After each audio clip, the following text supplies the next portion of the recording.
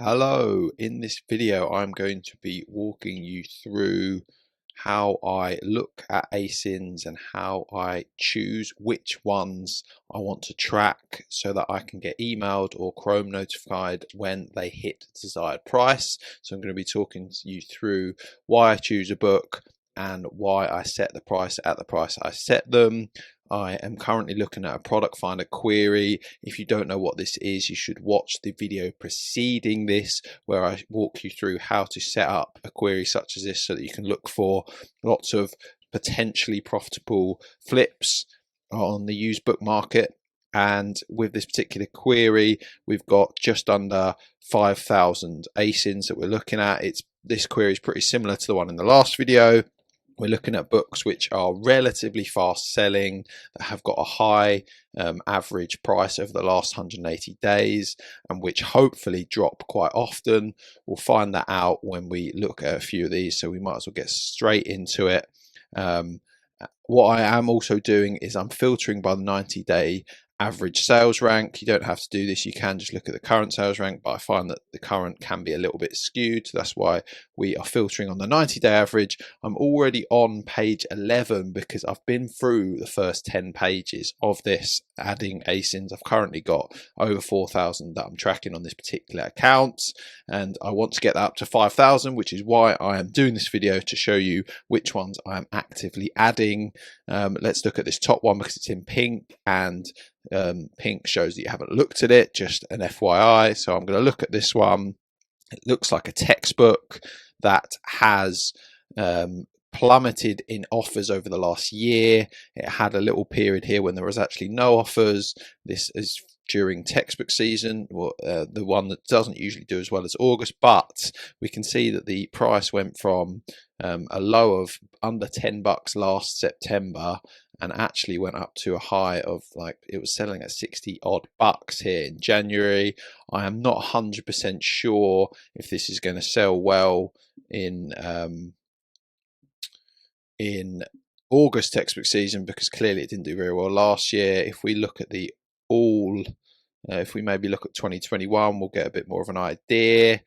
It looks like in August 2021 it might have actually gone up a little bit, but this is a sort of exercise I like to do. So it looks like offer counts went down quite a lot in June, which is quite odd. This is quite an odd book, actually. You don't usually see ones like this. I was hoping this video I was going to be able to walk you through very easy ones, but I guess this is good for you to see. I might track this book just because you can see it's gone up in price a lot in January, and it might fluctuate quite a lot. It clearly drops to low values. Offers are going up a little bit recently, so they might keep going up. So I might monitor this one, but it's not super high priority because it's not got predictable trends. So it's not on your typical textbook. Maybe if we look at last January, that's what we did, didn't we? Let's get rid of that. So January 2021, it didn't really go up in price that much. So I don't know whether this book, for some reason in January, a load of students were looking for it. Maybe there was a new curriculum out. I'm not too sure, but I'm not super bothered by this book just because there's no predictable price action on this over the last year. So I'm going to close that. There would be nothing wrong with tracking that because I'm sure you could flip that for profit because there's clearly demand. People are buying and selling it, but I would be worried that the offer count goes up and the price goes down. Basic supply and demand. So let's go on to this Reimagining the California Lawn book.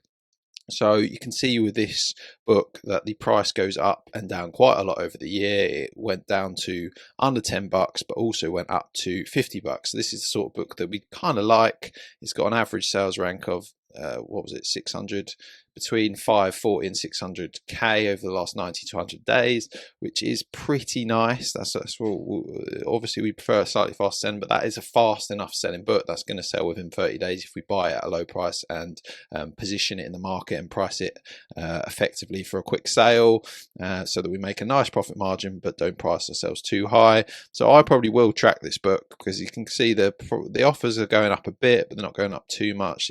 Clearly the offers have dropped a little bit since mid-March, from 27 down to 21.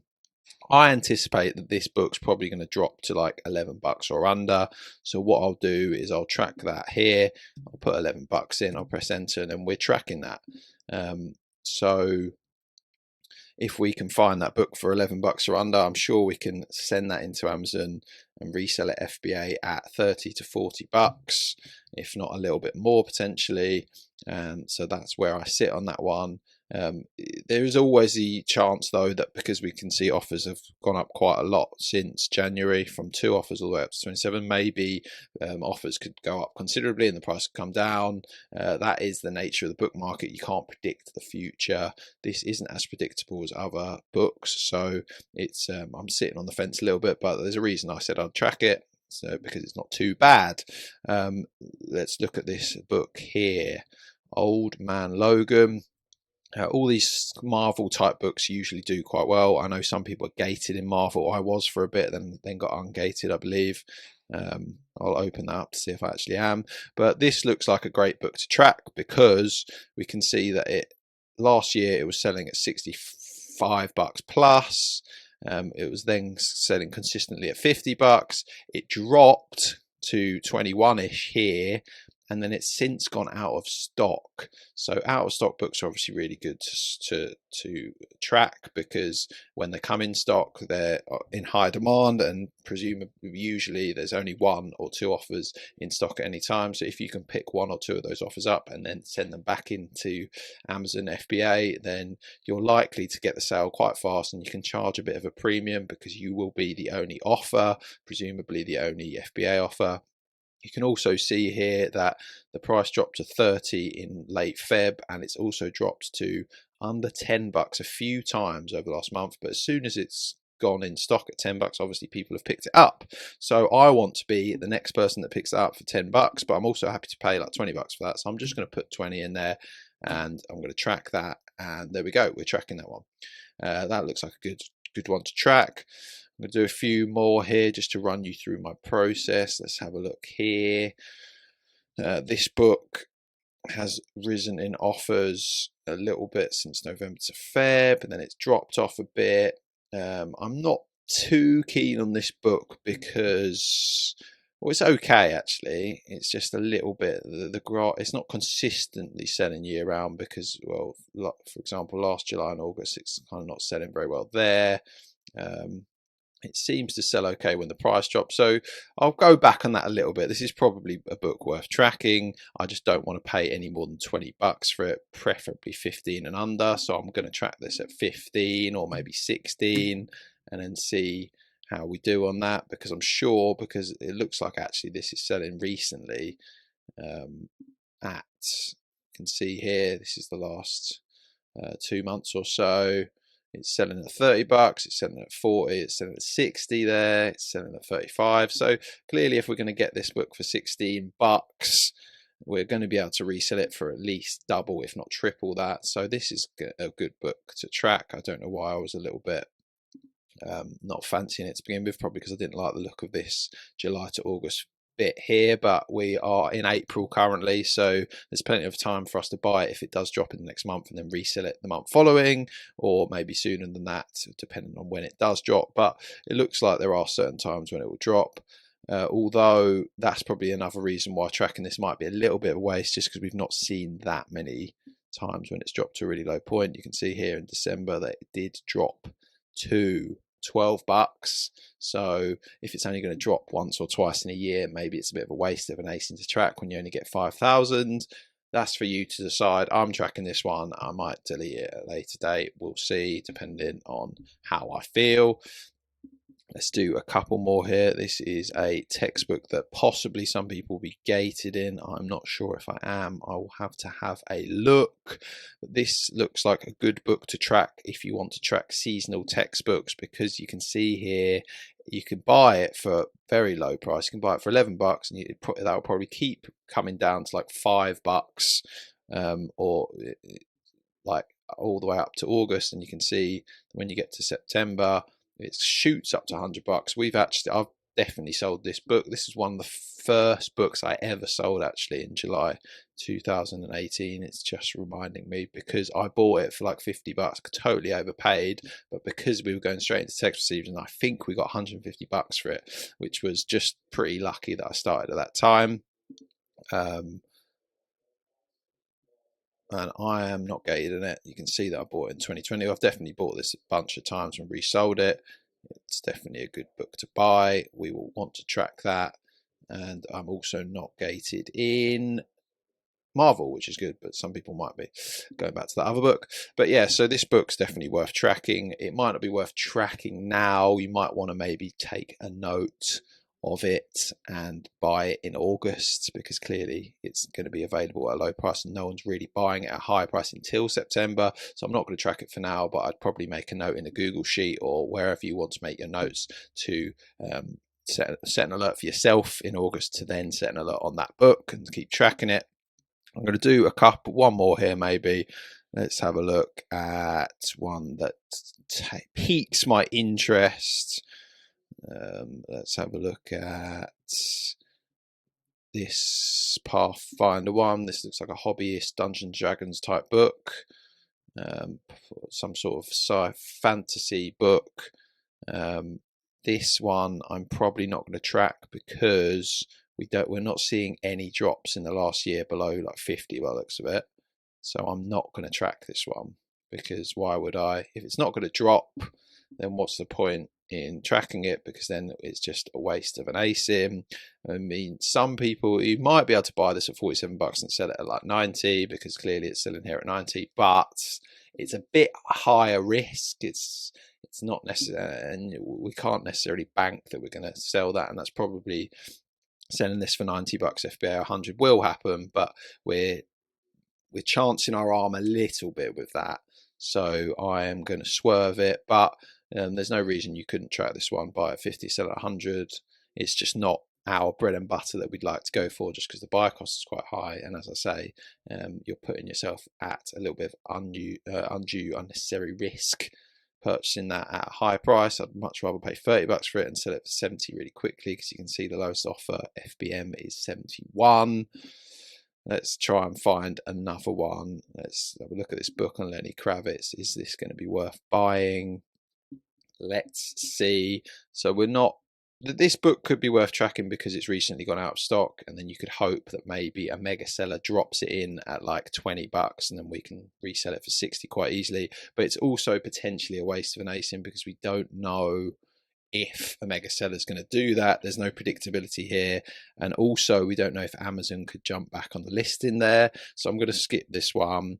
I might track it, but for the purpose of this video, people who aren't necessarily as experienced, I would avoid this, just because if Amazon come back on the listing, then you kind of wasted a bit of time, and also you might buy a book here at like $50 hoping you're going to sell it at 100, and then Amazon come on at 60 and you're just going to lose money then.